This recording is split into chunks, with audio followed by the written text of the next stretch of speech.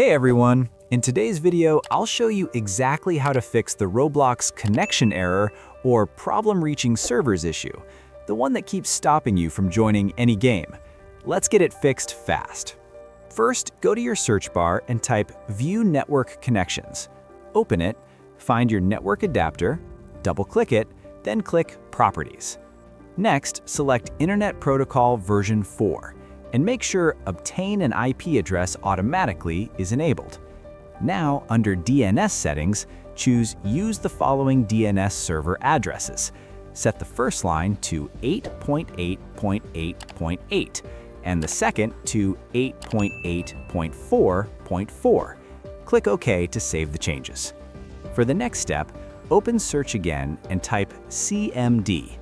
Right-click and select Run as Administrator. When the window opens, type ipconfig/flush DNS. Hit Enter. Then type netsh winsock reset. Hit Enter again. After that, restart your computer and the Roblox connection error should be gone. If this helped you out, make sure to subscribe to the channel and I'll see you in the next one.